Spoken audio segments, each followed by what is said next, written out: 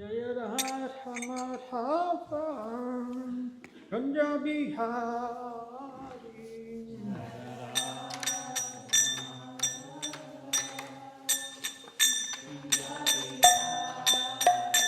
Jaya Radha Madhava Kunja Bihari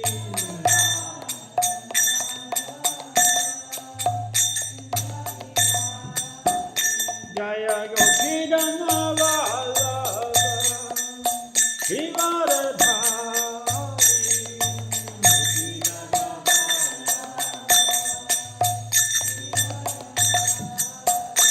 Jaya Gopidana Vallabha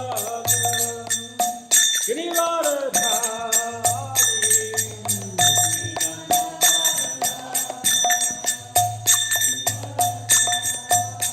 Dasuranandana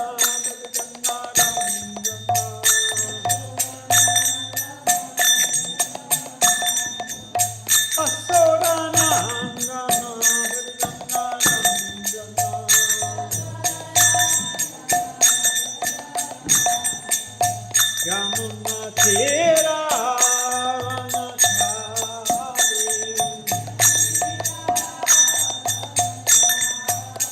Yamuna Thera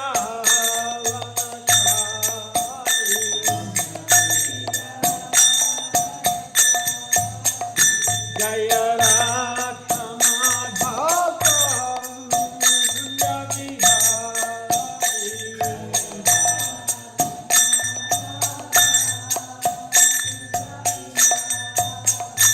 Jaya Radha Madhava Kunja Bihari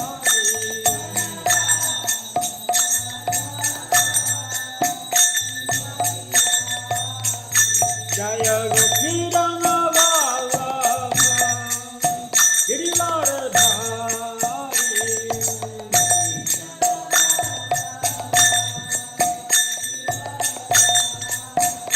Jaya Gopidana Vallabha Girivaradhari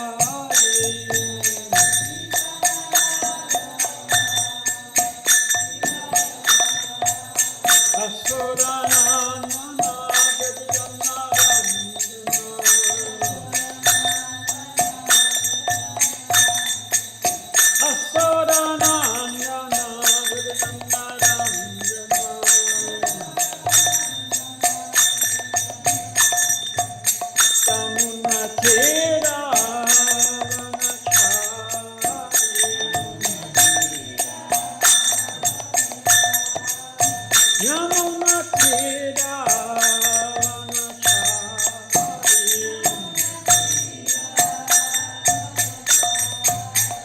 Jaya Radha Madhava Kunja Bihari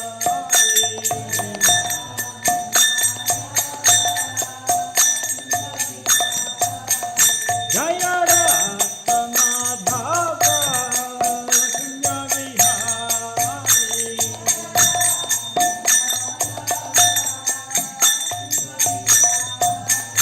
Jaya Gopidana Vallabha Srivaradhari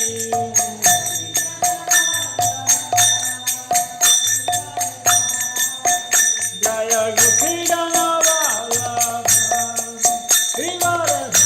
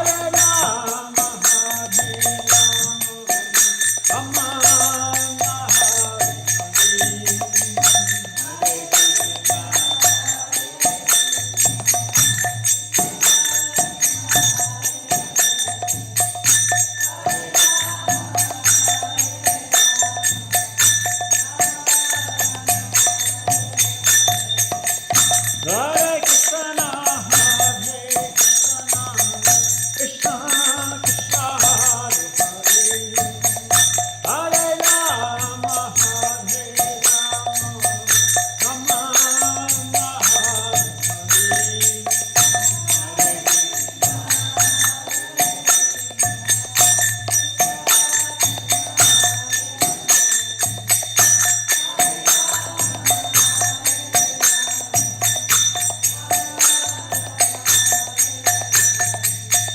Jaya Prabhu Paranaya, Prabhu Paranaya, Prabhu Paranaya,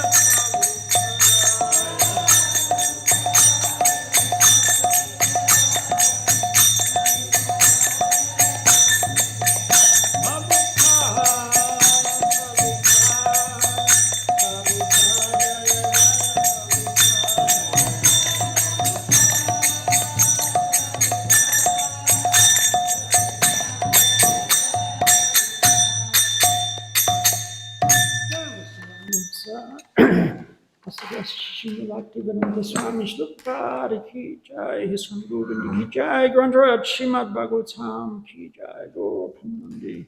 Oh, glory to some of the birdies, oh, glory to some of the birdies, oh, glory to some of the birdies, oh, glory to Shigam, Shigamanga.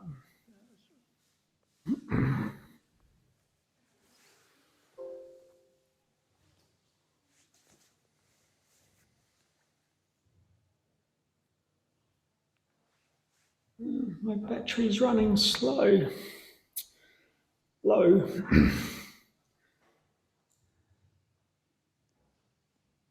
It's all right.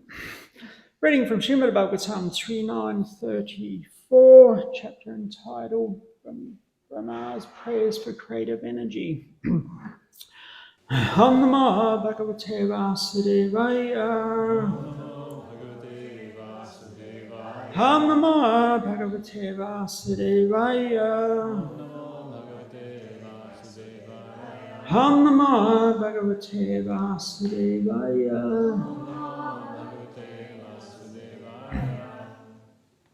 Nana Kama Vitanena Prajabhavi Shishrikshataha Natma Vasidat Yasminste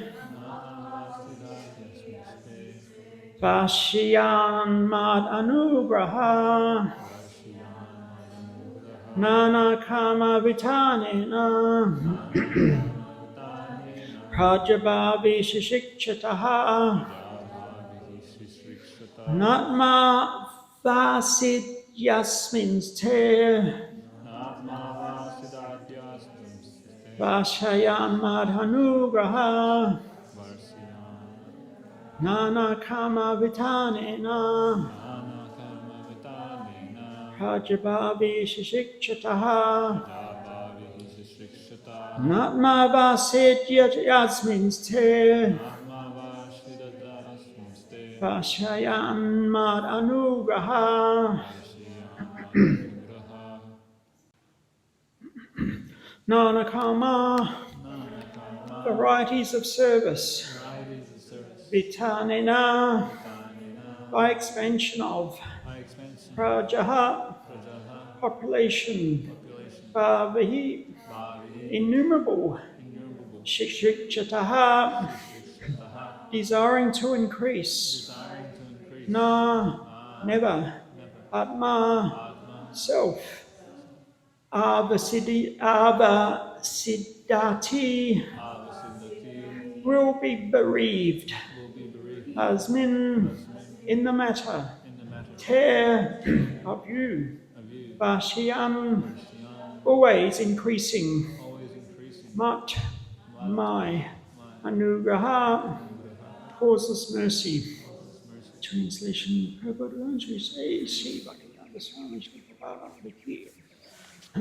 since you have desired to increase the population innumerably and expand your varieties of service, you shall never be deprived in this matter, because my causeless mercy upon you will always increase for all time. Purport. A pure devotee of the Lord, being cognizant of the facts of particular time, object, and circumstances, always desires to expand the number of devotees of the Lord in various ways. Such expansions of transcendental service may appear to be material to the materialist, but factually they are expansions of the causeless mercy of the Lord towards the devotee. Plans for such activities may appear to be material activities, but they are different in potency, being engaged in the satisfaction of the transcendental senses of the Supreme.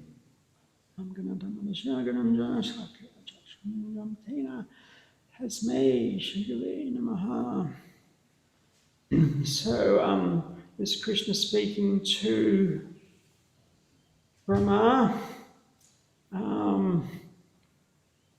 So we heard previously Lord Brahma praying, offering prayers to Krishna, and Krishna is now responding, appreciating the mood and of Brahma's prayers, and also his desire, because the Brahma is what we say is the secondary creator of the universal creation. The ingredients with which he uses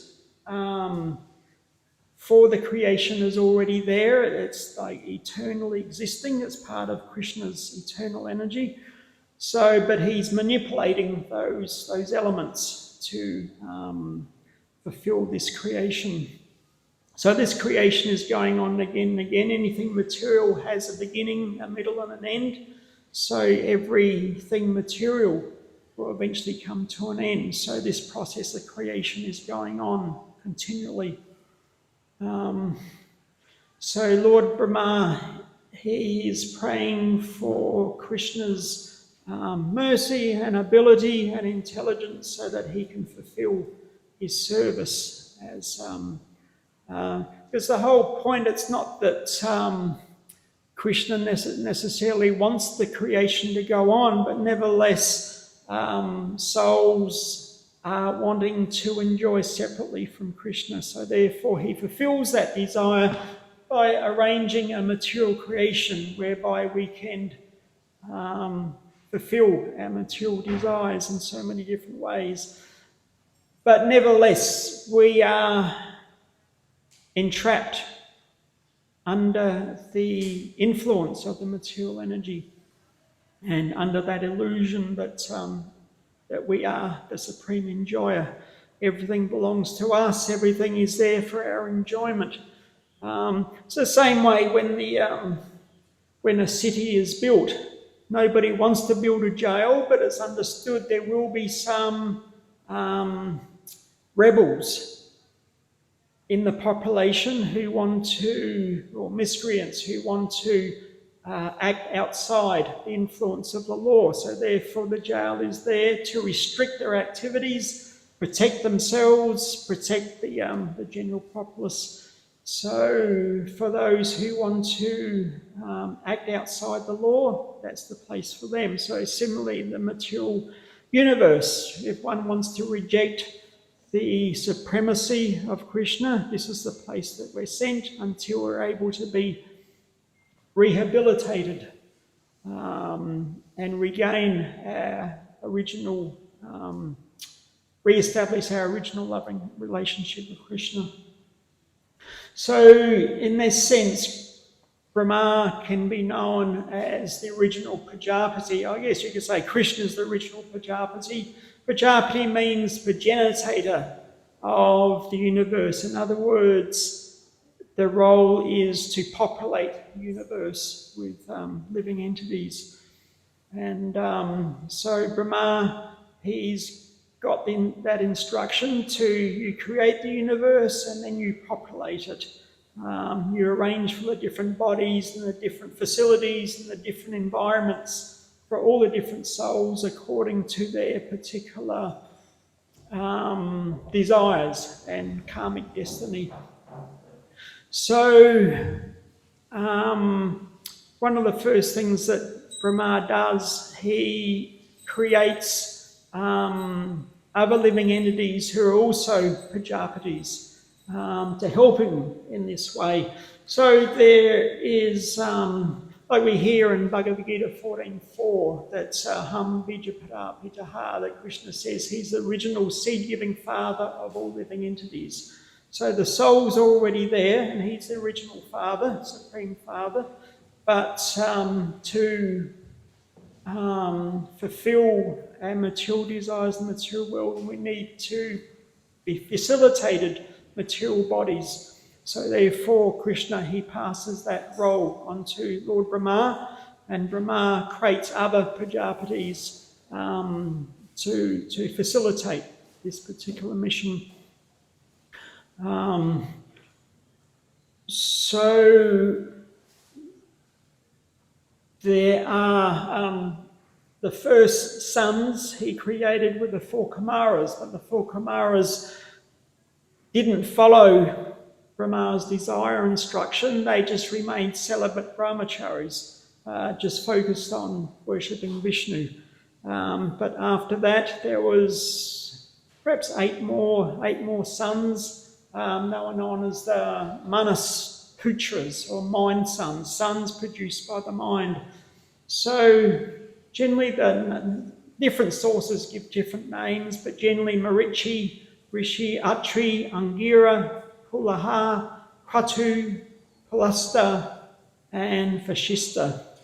And another one in that group is Daksha. So, and they had many, they were married, and they had many, they had wives and many daughters, and in this way the whole population increased. The computer just died. And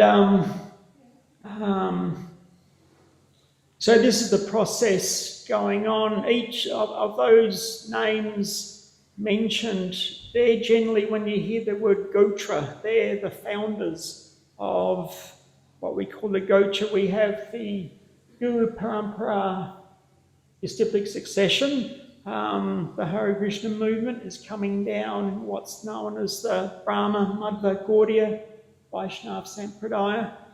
Lord Brahma is like the founder of this particular Sampradaya. And Madhvacharya was one of the main proponents, particularly defeating Mayavad philosophy. And Gaudiya refers to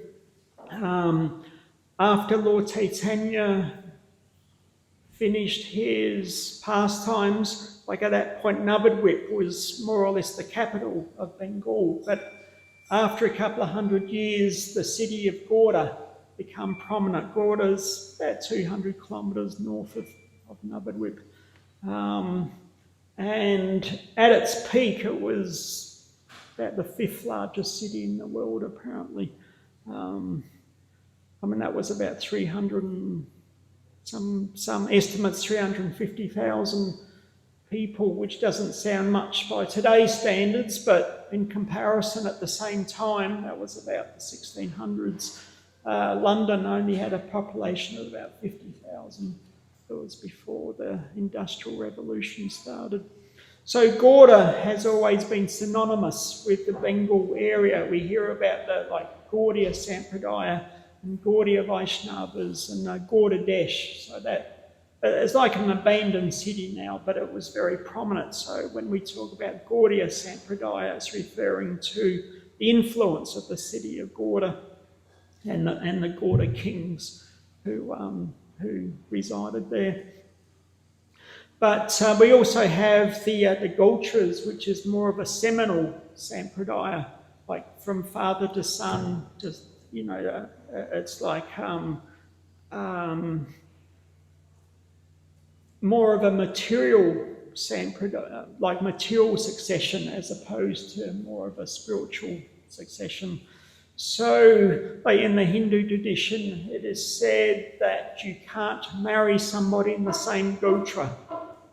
You have to be separate Gotras. If you, any of our weddings, generally the priest should read out what the, the family line is, and particularly what the Gotra is, just to satisfy everyone that they're coming from different gotras. So it stops like the intermarrying, so to speak. Unknowingly marrying, somebody who's, because there could be members of the same family in different gotras. Exactly how that works, I'm not sure, but I've heard like that. So these different rishis, they have the different gotras. If you want to go to Jagannath Puri temple, and there's other temple as well. And if you don't look proper Hindu, they may ask you, what is your gotra? And if you can't say that, then you're not going to be admitted. But Srila Prabhupada, he said that of his Western disciples, if they're ever asked, what is your gotra? You should say, we are coming in the line of Achyuta Gotra. So in the line of Krishna consciousness.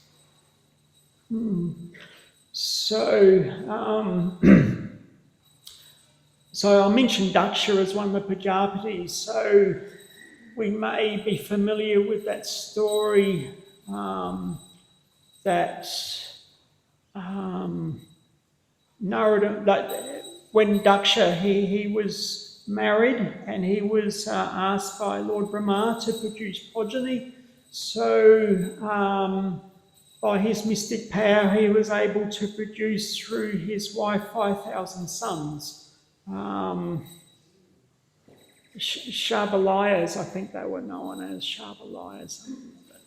And but Narada Muni, who's always very eager to take people back to Godhead, to relieve them from the entanglements of the material world, he preached to them very nicely and very intelligently. And all those 5,000 sons renounced the world and took sannyas and went to the Himalayas.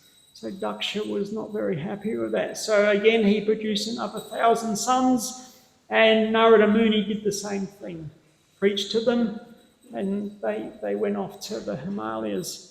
So his service was being thwarted in so many ways. He became very, very angry, and he cursed Narada Muni that you are able to travel all over the universe, but I cursed you that you will never have a place of residence.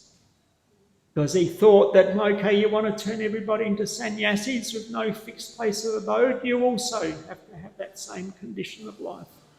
So in one sense, it was a benediction because Narada Muni was constantly travelling and delivering the fallen souls. So at one point, Srila Prabhupada, particularly in the beginning, whether that's the same influence is there, but he was attracting so many young people, and particularly the parents of his disciples become very angry with Prabhupada. Said, you are taking my sons and daughters. We had so many plans for them, and they are just giving up the world and engaging in spiritual life. And so Prabhupada said, I have also been cursed by the parents of my disciples like Narada Muni, that I have no fixed place of residence. And in this way, he explained he was, in 10 years, he went around the world about 12 times. And he said, for a sannyasi, you should never stay in one place more than 3 days at a time.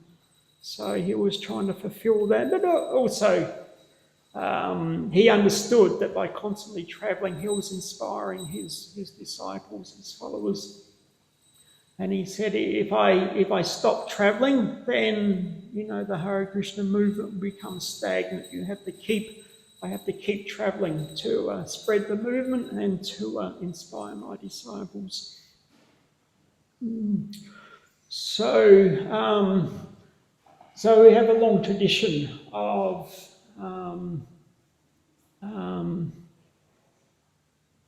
in the sense that Lord Brahma, he's producing progeny, he's producing sons to continue that, and down through the disciplic succession, the Hare Krishna movement belonging to the disciplic succession is very much in the mood of missionary activities that trying to inspire the conditioned souls to take up spiritual life and ultimately bring their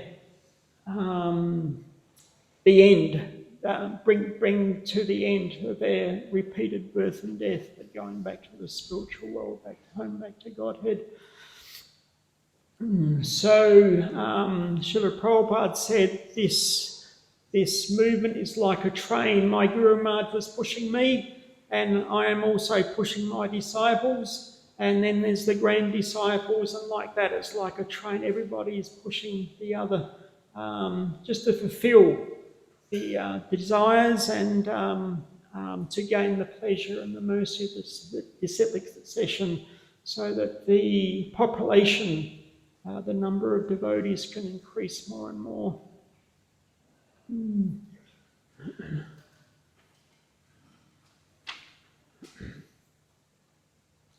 So Prabhupada mentions that a pure devotee of the Lord,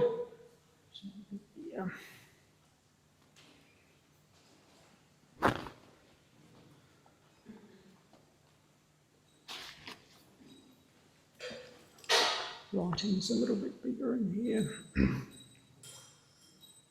that a pure devotee of the Lord, being cognizant of the facts of the particular time, object and circumstance, always desires to expand the number of the devotees of the Lord.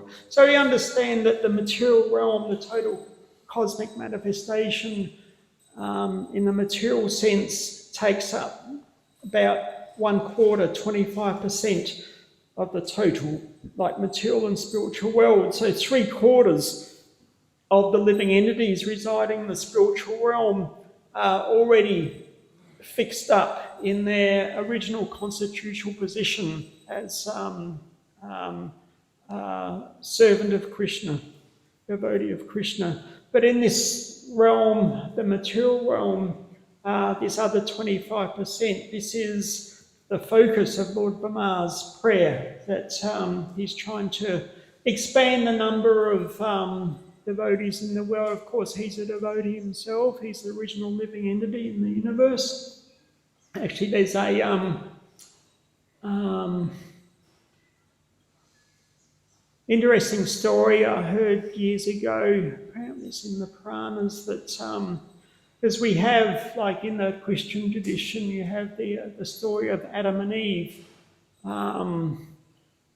who, according to that tradition, were the first couple, like the first sort of humans who were created, and from then came, the rest of the population. So, and in that story you have the forbidden fruit, and you have the serpent, and different, elements there that make up that story. So apparently in the Puranas, it's a story I heard that it's interesting, it's quite similar, that in the foothills of the Himalayas, just the northern sort of part of the Himalayas, just in the foothills, there was one very sacred place where one Brahmana couple were living, and their name was, his name was Damasha, and her name was Ivasha, or Dharma and Ivasha. And in that forest there happened to be one tree that contained the fruit of the sinful reactions of a king. Somehow or other he was able to relieve himself of his sinful reactions, and those sins were placed into the fruit of that tree. So at one point, Taksha, we know he was the snake bird who bit Maharaj Parikshit, and which sort of finished his sort of manifest pastimes in this world. So Taksha, he went and was speaking very eloquently to Ivasha that if you take the fruit of this tree, everything you've ever desired will come to you. Like stories, that sort of idea. But it was very much within like Mayavad philosophy. That Taksha was speaking. So anyway, eventually she was convinced, and she took some of that fruit, but then she became contaminated by those sinful reactions, and because of that, her and her husband had to leave that area. So from Dharma and Ivasha,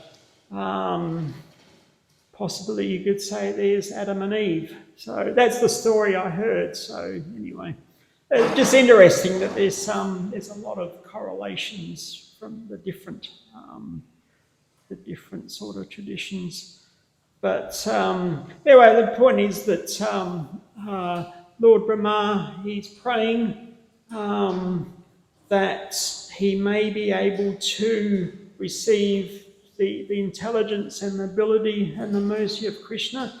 And Srila Prabhupada confirms this, that such expansions of transcendental service may appear to be material to the materialist, but actually they are expansions of the causeless mercy of the Lord.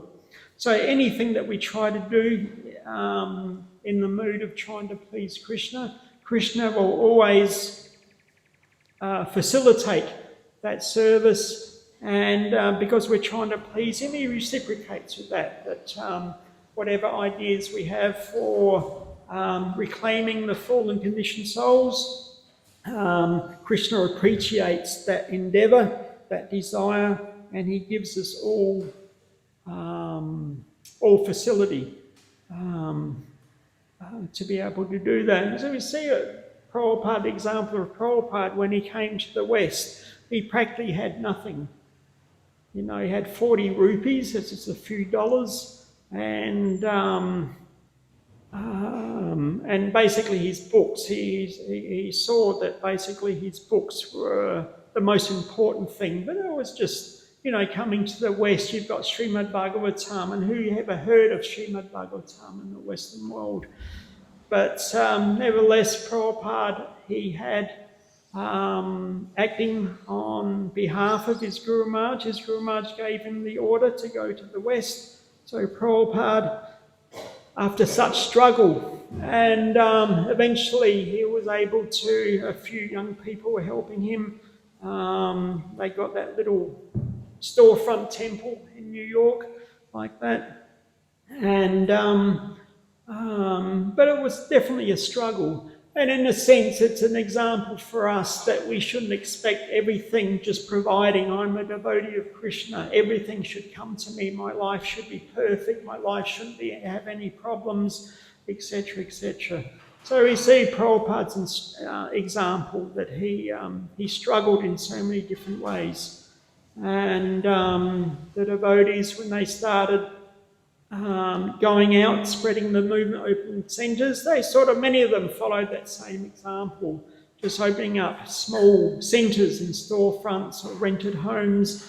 And there is one class I heard some time ago, devotee who was around at that time in the late 60s, early 70s, that when book distribution really started expanding, and Prabhupada was either San Francisco or Los Angeles, a temple full of devotees. He said, if anybody goes out to distribute my books and they're not carrying 1 cent, in other words, they're completely dependent on Krishna, I'll personally come and take them back home, back to Godhead. Something like that, he said anyway. But the point was that you completely depend on Krishna. So the devotees, this devotee giving class, he said we were complete fanatics in the sense that we just follow anything Prabhupada said, we just went with that. We didn't think, is this a good instruction? Is this a bad instruction? We just went with that. Prabhupada wants us to go out without any money. Okay, so before they got into the van, they checked their pockets. You got any money? No, leave it back. So, but they said, end of the day, they had enough, distributed so many books, had enough money to, to maintain themselves, some accommodation and some food and like that. So it gave them great faith that if we're acting on behalf of Krishna, Krishna is definitely going to maintain us. And there's one story, one devotee came to his Guru Maharaj. This is like, not in modern time, previous times, that one disciple come to his Guru Maharaj. They were just living in the forest. And he said, I have some doubts that how is it that Krishna can personally maintain this?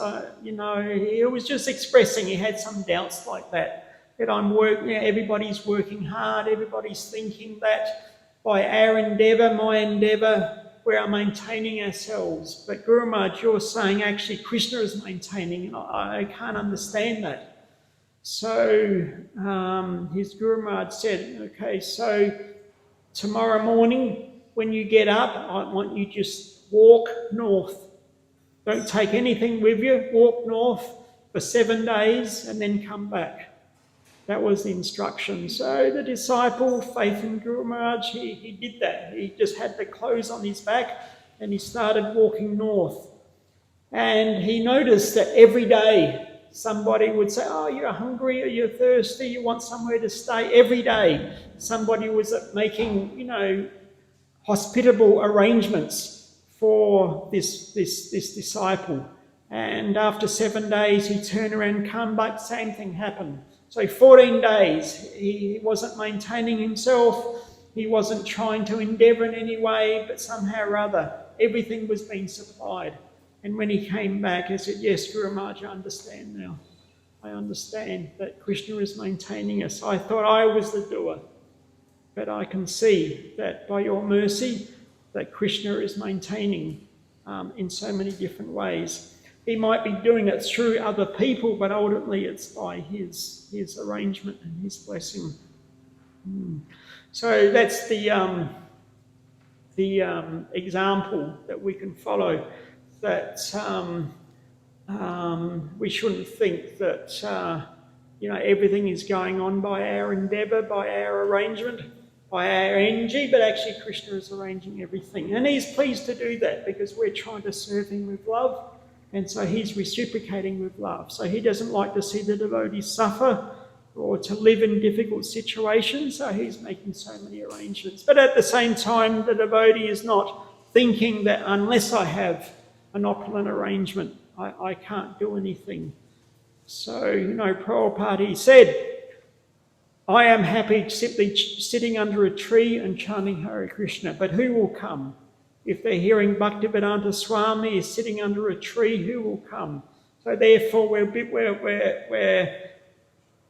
giving so much endeavour to build these temples to attract the conditioned souls like that. For us, we don't need that, but for the conditioned souls, we're trying to attract them to into Krishna's arms.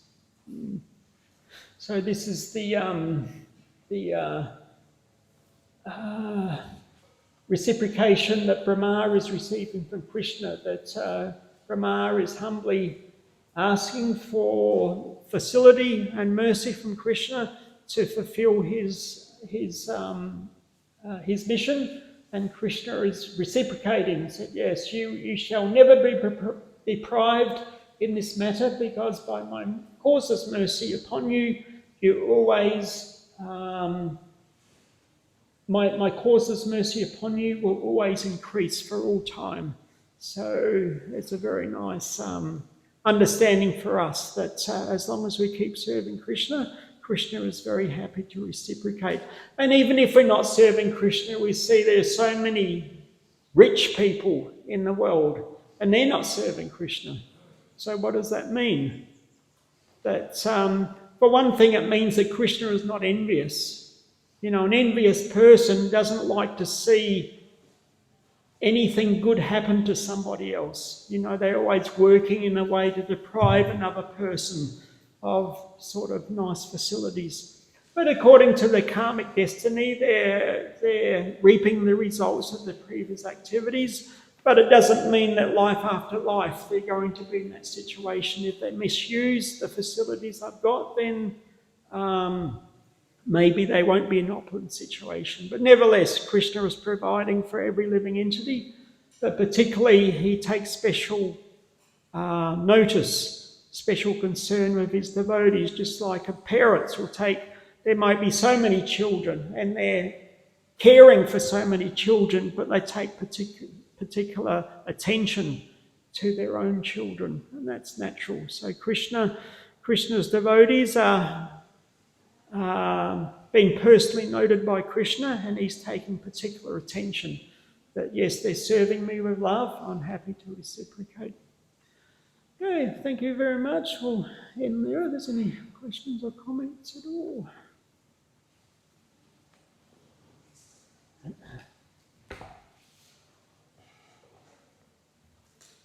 Okay, thank you very much. Srila Prabhupada Ki Jai, Srimad Bhagavatam Ki Jai. I have a question. Oh, sorry, yes. Yes, Vaishnavi.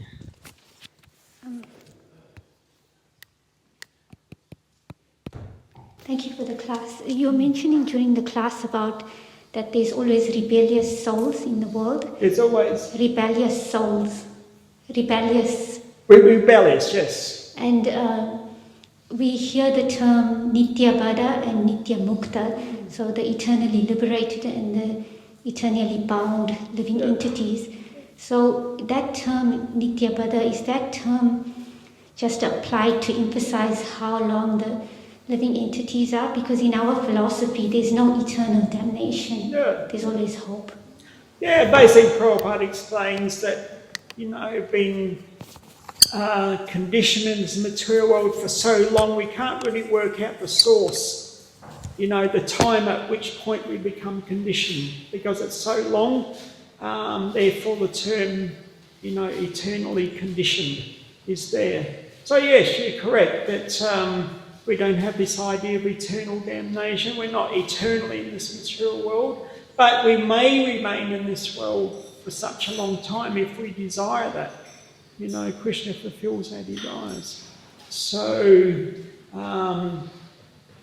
we hear eternally conditioned, eternally liberated. So the eternal point, of course, applies to the spiritual aspect of the living entity, that we're eternal, as eternal spirit souls. But where we desire to reside under the influence of the material or the spiritual, that's according to our desire. But Prabhupada uses the example that when we take rest at night, there's not one particular time that we can say, at this time I fell asleep. We're not aware of that. So in the same way, we don't know at what point we came into the material world, become conditioned. We can't understand at that point.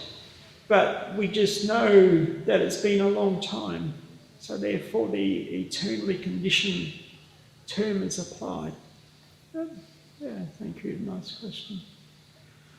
Okay, thank you very much.